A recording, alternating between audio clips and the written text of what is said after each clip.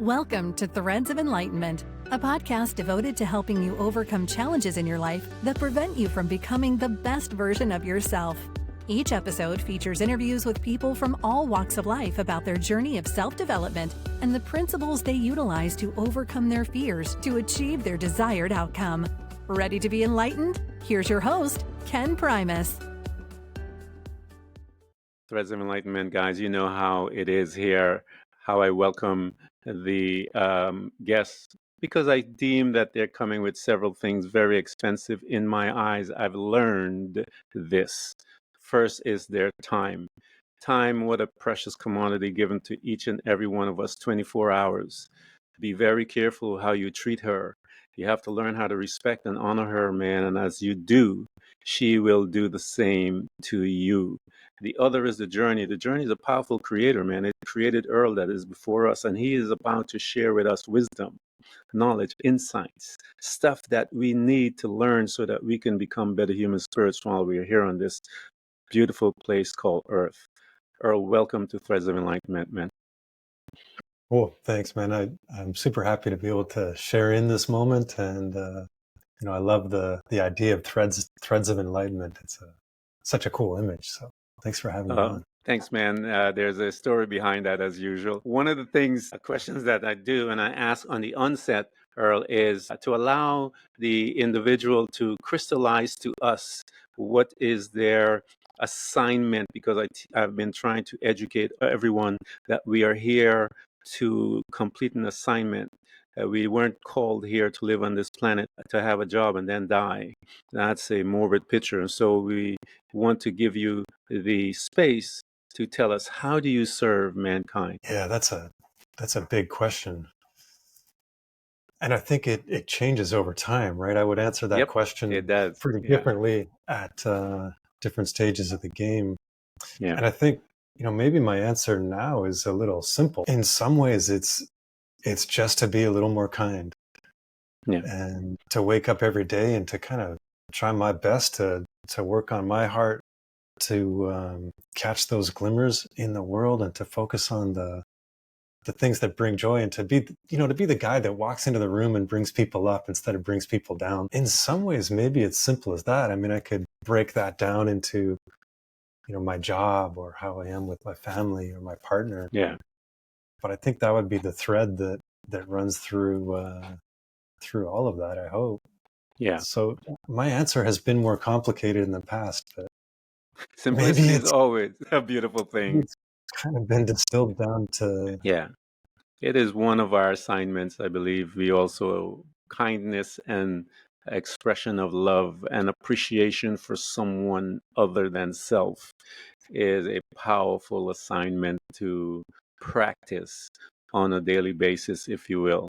One of the habits or our customs, for lack of a better word, that we do here, Earl, is to go back into that time machine that we can access through memory and revisit some of those spaces that we live and reside while we had landed on this planet, if you will. The first space that we were taking to after that hospital was the family.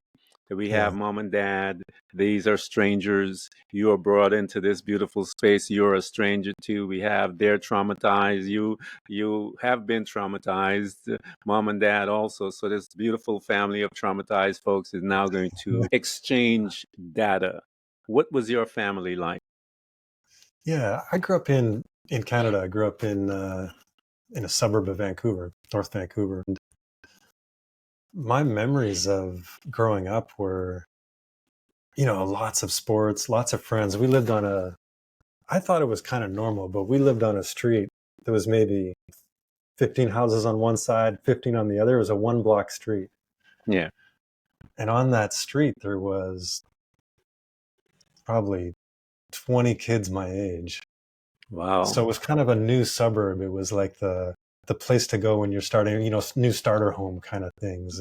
And so there was a lot of kids my age. And so therefore there's a lot of parents that were my parents' age. Yeah. And so I really grew up looking back in a community, a village in a sense, which I'm so grateful for now. I could get in trouble by many parents on my street. It wasn't Yeah. just my own parents that were keeping an eye on me, but also, I remember I would come home from basketball practice Yeah. late, and I'd come into my house. My mom would have left the dinner on the table, and there was only one family that had a microwave at that time. And I would just take my plate and I'd walk in their door and throw my dinner in the microwave, and I wouldn't knock. It was like there was other houses that I didn't knock on the door, just go in. Wow. So it was a lot of support, a lot of great coaches. I think my tendency is to look back in life, and it's a little utopian perhaps, but I did feel like that about, well, it's interesting, I did feel that about growing up, and then getting into high school, really feeling like the dissonance of something's not right. Yeah. Something's not complete. Like, what's the point? What's going Yeah. on? Why am I here? That Yeah. question rang through. At such an early age, did it begin to penetrate your thoughts as to why am I here? That's an early age, I guess, because most people in high school are we're talking about the jock world, the sport world, that kind of stuff. They're not looking at those type of deep questions, if you will. Yeah, it was very much, yeah, like I always had a philosophical bent. I think I didn't have a religious upbringing, so I didn't have a church upbringing or a philosophical guideline. Maybe I was into the culture of turn on, tune in, drop out was really where I was at in a lot of ways. And so that inquisition led into, mind altering substances. And part of that was seeking different states of consciousness. I didn't quite know it at the time, but seeking to get beyond a normal reality, to see what was out there, because I was looking for something. And then it kind of spilled over into the negative sides of that, or patterns that weren't healthy and all of that. But there was a feeding into that, questioning fed into that lifestyle. Yeah. And I can see that. Buying into not like what I saw at the end of high school or university was, I'm supposed to go out and work. I'm supposed to work 50 weeks a year. I'm supposed to get a house. I'm supposed to buy into that system that wasn't attractive to me. That's excellent. It's great, Earl, to be awakened early in that process, because some of us, we, in our 30s is when we wake up and begin to ask those questions as to what you're doing. But here's this young man with an opportunity. And again, I understand, I would tell people anything in moderation, including moderation. If you don't understand the purpose of a thing, you will misuse the thing. You can take painkillers. The purpose of it is to treat something, but if you misuse it, you're going to get hooked. But here is this young man experimenting with that. I call it the elevator, Earl. It opens one's consciousness faster than it would if it was not being used, because the mind is constantly probed by thoughts coming from all directions. But when you take the elevator, if you will, you're able to get the express floor, but it can also be it can be a horror trip as well, as they say. And we know, I'm sure you're familiar with some people who have gone through some of those horror trips that have damaged themselves. So here you are, you saw that this program, and The Matrix is such a powerful movie. You saw that this program was not the truth to you. And because there are others that believe the program and it's the truth to them, and they will die in that program. So as you are heading towards college, Earl, what was the conversation, again, with that tapping within the mind and the conscious mind and the awakening, that this illusion is not a part that I want to be a part of? What did you do, and what were your decisions in prompting that direction that you went? Yeah. I mean, I brewed a lot of beer.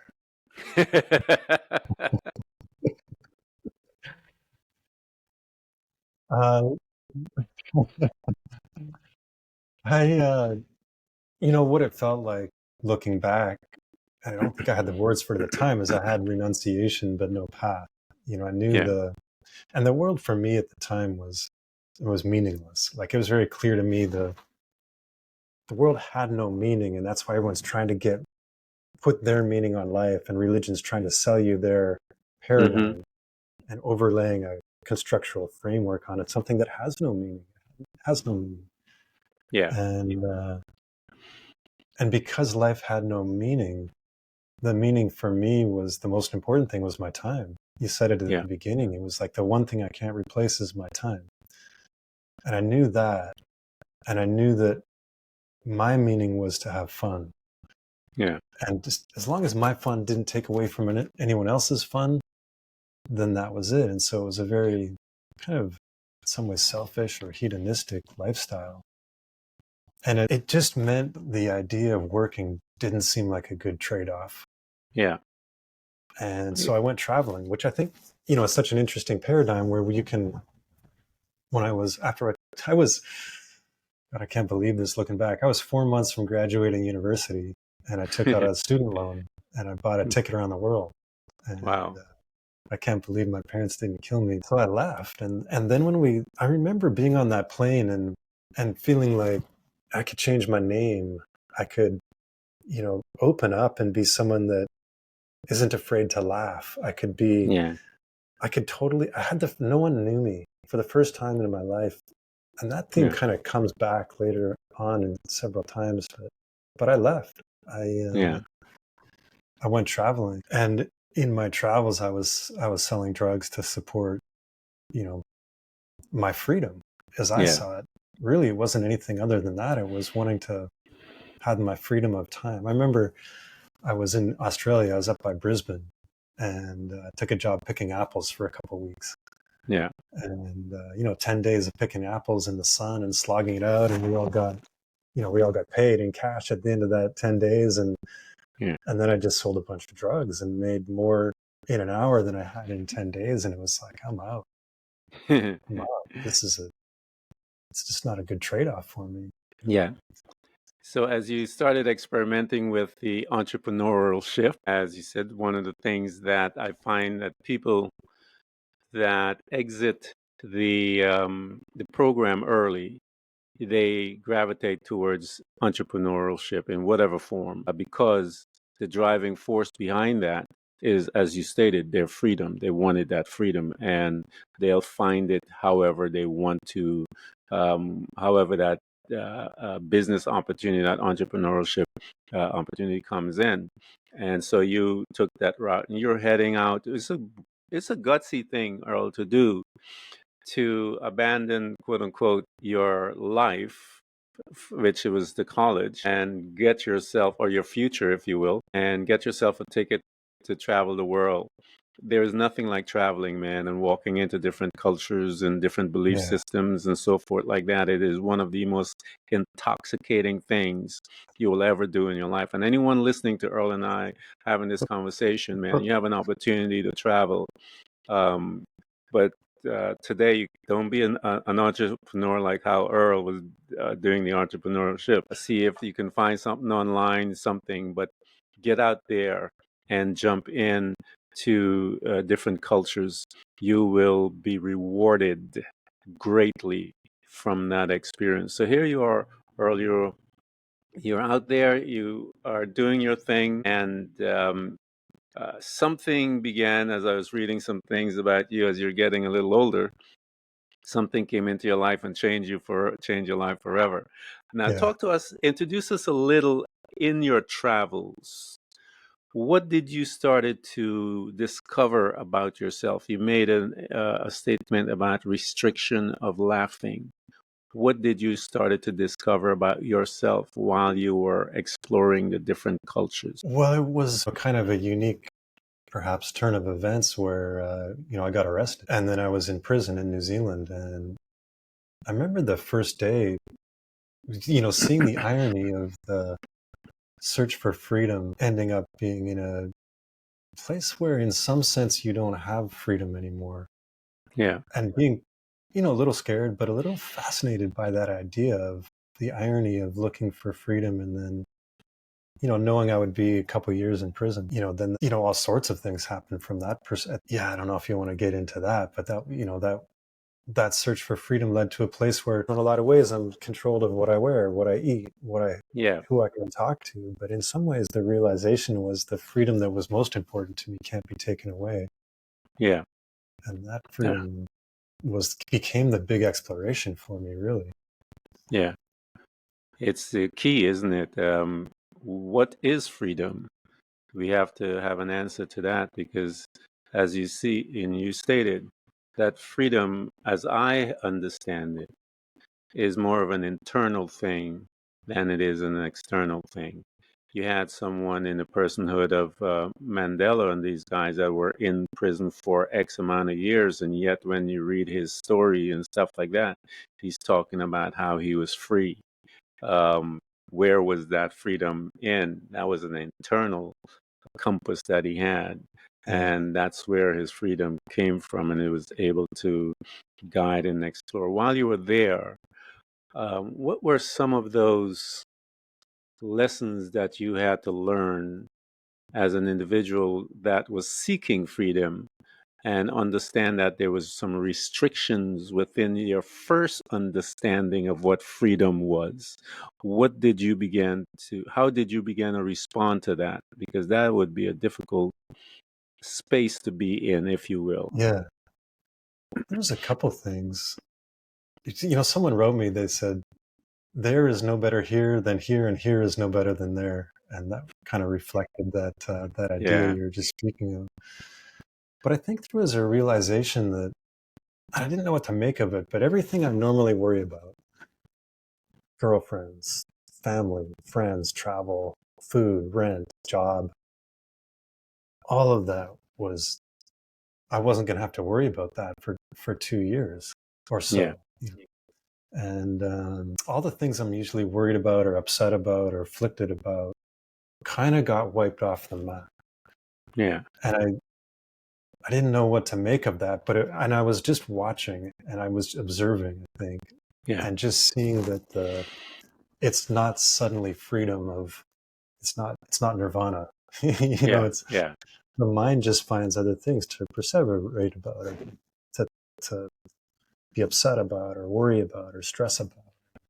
So even if we took everything off our plate that we worry about, then the mind finds something new to worry about. So the problem isn't all of the things on the plate; it's the mind. And then I had an opportunity to really work on. I eventually ran into someone that started talking to me about Buddhist philosophy. While you were there in Yeah, I was trying to read anything on philosophy I could, and there was very, very little in the prison libraries. They're very old books, but I remember giving some books back to one guy. It was kind of some modern psych, just saying, "Nah, that's not for me." It was kind of new agey, and he said, "Well, go talk to this guy down the way, Mike, and he's a Buddhist." And I was like, that just sounded weird, Buddhism sounded weird. But I'm sure I'll give it a go. And he gave me some books that really changed my life, and ideas that changed my life. And one of them it's a book called Progressive Stages of Meditations on Emptiness, kind of like nature of reality kind of stuff from a Buddhist perspective. And I'm being fascinated and wanting to find the hole in Buddhism where I could throw it out. Just another dogma, just another philosophy, just someone else getting me to live by a moral code that wasn't my moral code. I didn't want someone else's moral code. I was quite happy with my own. Yeah. And looking for the hole in Buddhism where it would fall apart and it'd just be another thing that I could ignore, And it just didn't. It kept coming together and coming together and coming together in a way that became the main focus of my life. Yeah. Yeah, I've come to believe, Earl, that there are no such things as coincidence. I believe you were placed there because you had an appointment in order to be able to escort you into that new freedom that you would have found. And you probably would not have found it any other place there because you had the time to focus on it. all the other thoughts, if you will, girlfriend, money, house, payment, all that's Yeah. gone. And so Yeah. here was this guy said, hey, there's this guy, Mike, over there. And this guy, Mike, just happened to be a Buddhist in the same location that you are while you're seeking that untangible thing at the time, which was freedom, walking into the Buddhist belief system, because I studied Buddhism for a while, and it is an absolute. I grew up in the church Christian, and I was it. It did something to me in the sense that it helped me to be much more grounded in my approach and with my belief. And it's a powerful thing. It made me grounded in many ways. So here you are. You just happen to meet Mike in the right place. Yeah. And he starts to provide you with these books. And I want to stop here for a little bit, guys. All those of you that are listening, I've told you about books. Books house power, they house freedom, they house ancient knowledge, tools that you can read, and you'd be amazed of how powerful those words have the ability to leap off those pages, jump into your subconscious mind, your spirit man, or your soul, as they teach us in other belief system, and change your life. So, Earl, as you began to read these things and then hold them to you while you're sitting there in that cell, what did you begin to notice about Earl with this mirror that is in front of him via the books? I think that time in my life, exactly like you said, I don't think I would have got into it if I Yeah, didn't have that time and capacity for focus. So I think in general in life, I'd slow down a little bit, like the selfishness or the hedonistic lifestyle had kind of mellowed out a little bit. So that was a change. I was a little more grounded. I think maybe that's a better way to say it, maturing a little bit. And then meditating, I think that was kind of this start of a door that was opening up into, yeah, I don't know, being more aware of what was going on in my mind and being more interested in how to control those thoughts and ideas. yeah, And then just being enthralled by the philosophy, just being yeah, to have a coherent philosophy that was inspiring and that was really, I don't know if it was so much a mirror of going personal transformational change at that time, but it was a change in my worldview. That's what it was. I think it was a yeah, change in how I viewed the world, and going from that place of the world has no meaning to the world, well, maybe the world does have some meaning, and very much yeah, like you spoke about earlier, of that meaning being in other people and yeah, in relationship to other people. I think that was probably the big change, was my whole worldview on what the world was about was not so much about me having fun so much as yeah. maybe there's something greater. Yeah, Buddhism, it points you to that direction, and the uniqueness of us all, and to learn how to honor the others outside of yourself. Um, powerful teachings I acquired from that study. As you began to slow down and began to change your view of the world and those that are outside of you, as you began to acquire all of these knowledge, Earl, because it continues, and you began to change your worldview of others. What was your view of yourself? How did you look at you while you were there?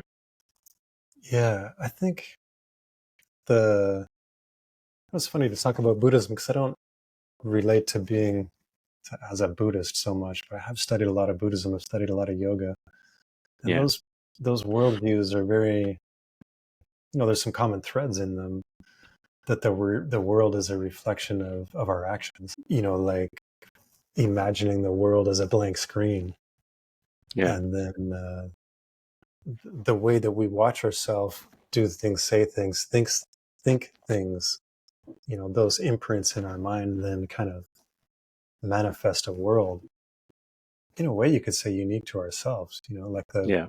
the idea that the world is a blank screen means that the way you see me and I see me is going to be different based on all of our past experiences and Yeah. imprinting. And so really the big change for me was seeing the lack of a self-existent nature to me. Yeah. The idea that Earl is one solid thing that everyone should see the same, and if they don't see me in that way, they're wrong, because I know me, I know who I Yeah. am. I get to live in my mind 24/7, so have this bias that I'm right, and if someone criticizes me, them, Yeah.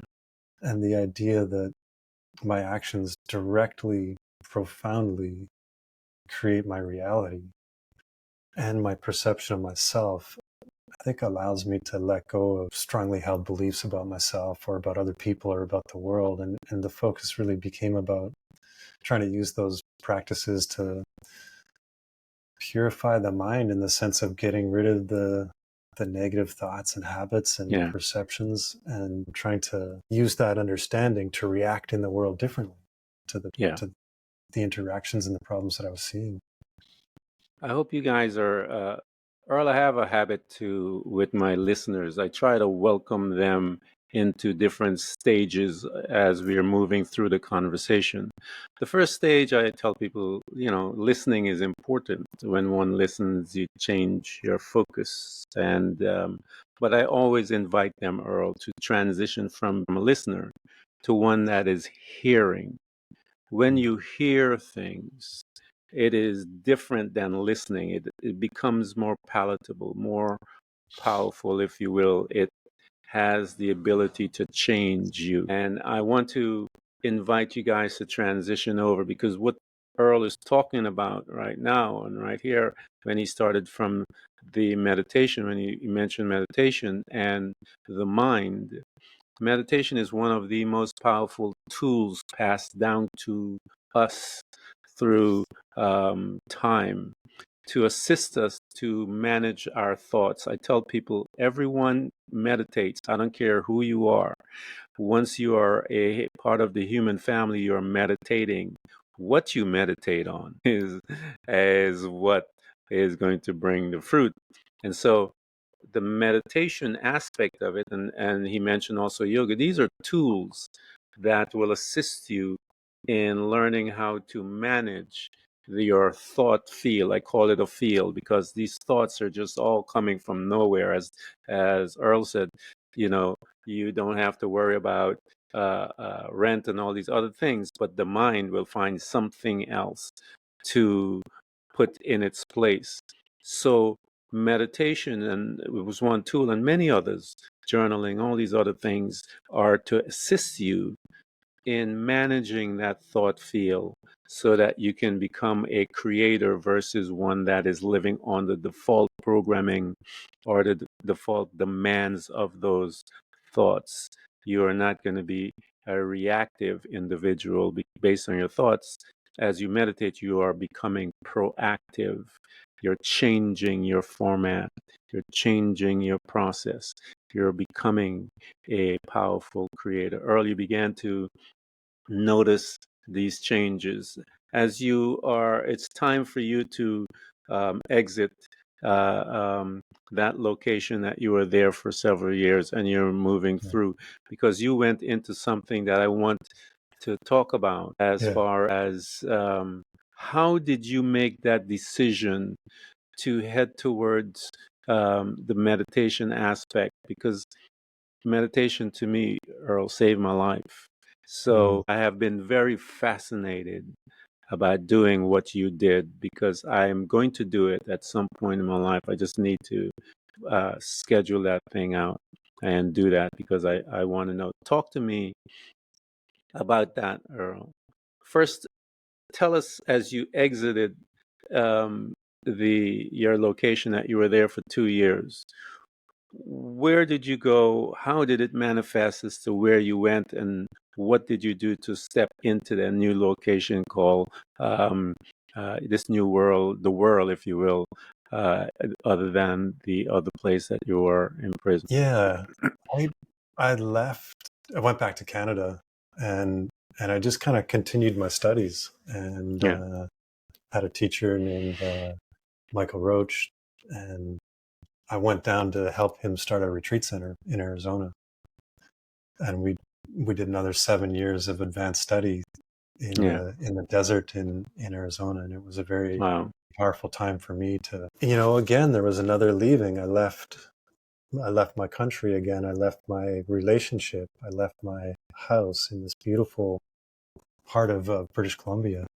Yeah, I'd been there after prison. I'd been there a couple of years, and I knew just felt like there's something more, and kind of took that leap again and ended up in Arizona, and really had an opportunity to focus on my study. And that, I don't know if this is what you're alluding to, but ended up in a long retreat.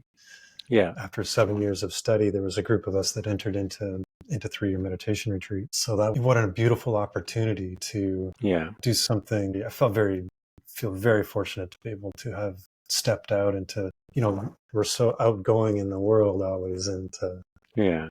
to have that much time to go in and to try to realize some deeper meaning through the stillness and the quietness of deep retreat. Talk to them, Earl, as to the length of time that you did the quiet, retreat, in the sense where you're not speaking, and silent retreat, if you will. Talk to Yeah, them as to that aspect, because that is a powerful place to be as one begins to learn now to discipline the body, if you will, discipline the mind. yeah, Just, it's a space of discipline as much as it is, people romanticize it, but it's a place of discipline. Talk to us about how that discipline and that experience, Earl, what did it do to you, the individual, he was there for that length of time, and as he began to step up to walk away from it and move into the new space? yeah. Um, a couple thoughts. One, when I talk about 3-year retreat, I think a lot of people are like, "Well, that sounds great. I'll never do that, or I have kids, or I have a career," and it becomes a separation. And I think retreat is we shouldn't think of retreat as a 3-year thing. It's a very extreme Yeah, version, and we can all take a half day a week and unplug. Or I used yeah, to meditate a half day once a month. I would spend a day doing my practice. Built up to 2-day retreats, 3-day retreats, 10-day retreats. But that 3-year retreat, the structure of it was, we would do 4 weeks deep retreat hmm, in silence in a cabin. Didn't see anybody. I didn't really leave the direct vicinity of my cabin. And then we'd take a break for 4 weeks. And in that break, we had the option of seeing other people in the retreat, still in silence, go on walk, or write notes about, well, how's your practice, or that. And then, go back into that deep retreat. And that deep yeah, retreat got longer, from 4 weeks to 6 weeks, 8 weeks, 10 weeks.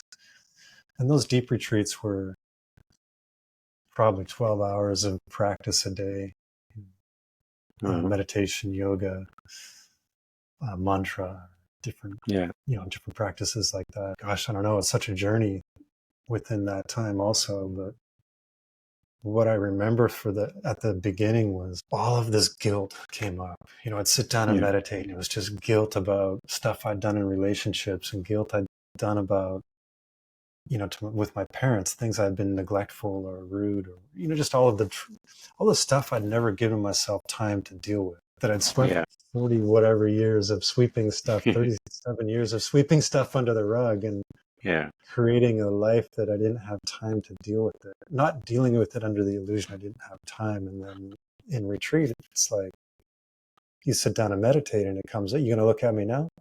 yeah, You want to look at me now? You want to deal with this now? And it's like, well, I don't have anything to do for 3 years. yeah, Nothing. Absolutely nothing. And so it was the journey at that beginning was having to look at a bunch of stuff I didn't feel so good about in my life. And it felt like, maybe like there's something in the wood and I'm sanding it out, or there's like yeah, image on a dry erase board, and I'm slowly trying to wipe it out. And what it felt like was like, I'd been in a box my whole life of Earl, who Earl is, Earl the brother or the son or the youth worker or Yeah. the meditator or the Buddhist or the prison, the inmate. And all of these identities get reinforced in our culture, in our family, in our friends, in our society. And it kind of felt like a box that through that isolation was allowed to open up into a vast landscape of potential. And so this process of kind of dealing with a lot of guilt or negative ideas about myself, or a lot of it was guilt. And that, really that took 9 months, that process. I remember after 9 months being like, okay, that's enough. That's enough of, and now it's time to paint that picture. And there's an opportunity to paint that picture of who I want to become. And retreats a beautiful opportunity, and those practices are, the meditations on developing the heart and compassion and wisdom, is transition. There's a chrysalis, and then something can emerge. That was part of the process for sure. Yeah. And you guys that are listening that are guilt is a powerful force that makes some demands on us, and it can cause us to do some crazy things in life. I have an individual that had spent several months learning aspects of guilt and bringing in some tools to assist him to move through it. And so we're going to provide all of his information so that you can get to him, especially you that are in that space of guilt. I remember being there, and it can be very discouraging, if you will. It can put you into a loop because we are not, at the time, Earl, I wasn't equipped to learn how to come out of the loop. But those that are listening, we have an individual that have learned how to come out. And I always invite others to come if you want to be free from that. He has the tools, the experience, the knowledge to guide you through. So here you are, Earl, after you've done these things and you're moving through life now, and you are incorporating meditation, the mantras, all of the powerful stuff that one can utilize here on this life. As you are incorporating all of this into your life, how did you begin to shift into the space where now you are going to have the opportunity to become a teacher, a mentor, a guide, if you will, to help those that are coming in the back on the same road, but they're coming? And how were you able to assist them, if you will? I think it was rather unintentional. I think that might be true for a lot of people. In my experience is no one feels ready to be a teacher. A lot of people, I think, are hesitant to take on that role when I feel like, I'm so much on the journey myself, who am I to teach? Someone once said to me, for a teaching to occur, we need somebody that knows a little bit more than somebody else. And then there has to be a willingness to learn.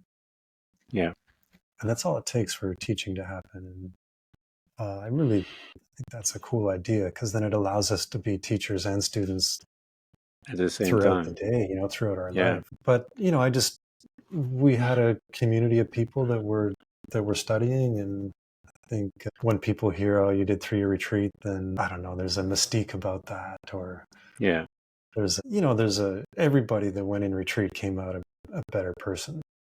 100%. I don't know if there's if I just fell into it, or a responsibility to, if somebody has a question, to share my experiences and to share my thoughts, or to share my, my experiences on my practices of how something I've done might have helped myself get through that. And it just kind of, I left retreat. There's a time to retreat and there's a time to go forward. And I went forward out of retreat thinking I would get back into youth work. It just didn't steer that way. And I ended up, more of a yoga teacher and meditation teacher. So it wasn't a super conscious decision, honestly. In some ways, it was just this progression of realizing that, I had been through 20 years of something that had been beneficial for myself, and that people were looking to me for, some insights on, or, and if I can help. And, I've studied a lot. So Yeah. there's We're always our first client, Earl. We're yeah, always our first client. And we get a chance to fine tune the process, if you will, where we notice things, we see repetitive things, we learn how to adjust and make it, I don't want to say uh, where the production or it happens quicker than it would, because you've learned the intricacy of human behavior, human mindset. Uh, and I tell people how a guide will move you through is that they have become skilled questioners. They can pinpoint you from the questions that they ask, and locate your position, if you will. And once they locate your position, they know how to escort you yeah, out of it, because he was there for 9 months and he knows some other routes that you're not familiar with. And those routes came by because of the questions that he was afforded to ask. And many of you are not, you're so busy living your life that you have responsibility, as Earl had talked about, those responsibilities that he had negated when being in prison. The girlfriend, the boyfriend, the house, the car note, the pay, all those things. You're so busy that you are not able or skilled enough to ask the question because you're so distracted. But someone that has been through the process, that hasn't been so distracted, can help you out. And so that's why I want to invite all of you guys that have been listening to our conversation with Earl. Um, change your location, guys.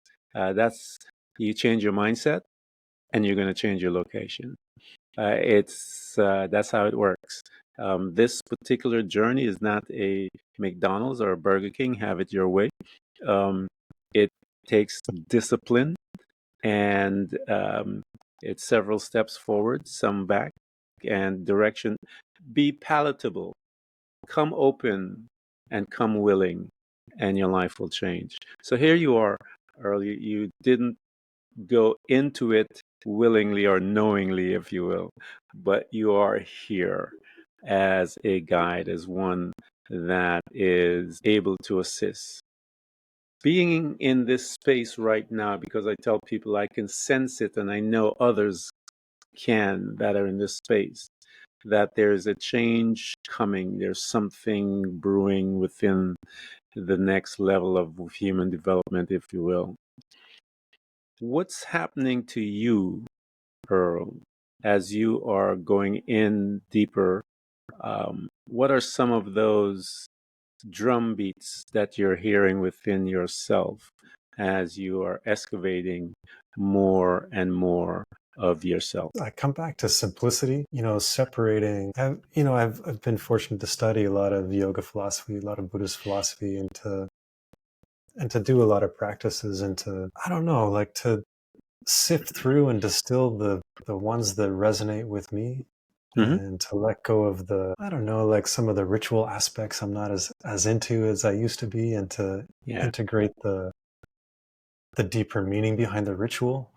Mm-hmm. Is one of the things that I'm really kind of navigating in my own life about.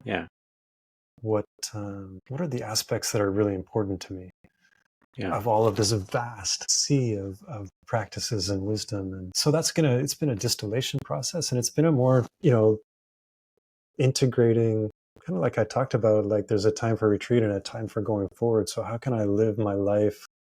My focus now really is living my life as best I can with my core values, and integrating that into the things that I do in my day, in my teachings, in my work, in my interactions with every single person, and to continue to use those tools which I've been, blessed to find, and to continue to use them to change my mind, and to gosh, it's hard to put words to, but it's really the integration of the wisdom moment to moment throughout the day.